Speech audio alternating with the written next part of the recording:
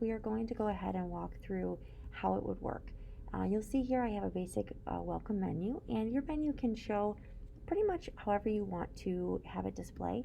What we do want you to do is use these same options so that way when we're testing we don't have to read through everybody's options each time to make sure that you didn't switch the order up.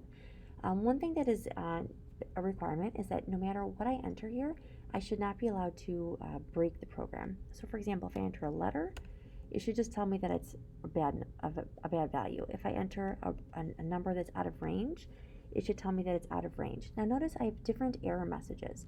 So the first error message told me that I needed to enter an integer, and then my second error message told me that it was out of range. So I want to make sure that I'm telling the user how to fix their problem. Now once the user realizes, oh, duh, I did not enter a proper value, and they fix the problem, then the program should just work as it should. And we can see here that the values are sorted and that they all look nice and they're all lined up. Now you'll notice that I went in order of date, price, quantity, performer, and city.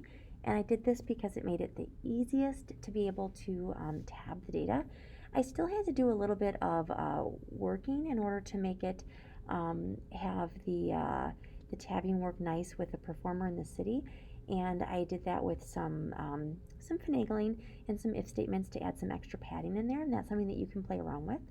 And so now here when I do my search and I type in one for a city, and let's say I search for a city that I see here, let's say I type in Chicago, and I type in Chicago, and I see that there are a few people here from Chicago, and I can see the different options. And let's say I type in a city that I did not see here, like say for example Algonquin.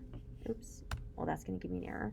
So let's say I type in 1 and then type in Algonquin, and that will tell me I'm sorry, there's no cities there. So regardless of what I enter, you'll notice that the program will just continue working. It will continue going through as I continue giving it choices.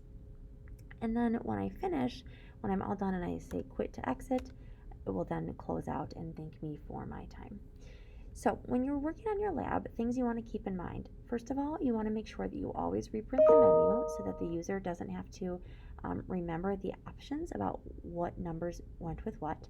You want to make sure that you give specific error messages so the user can easily fix their mistakes, and there should be no way that the user can break your program. All right, that is all. Good luck.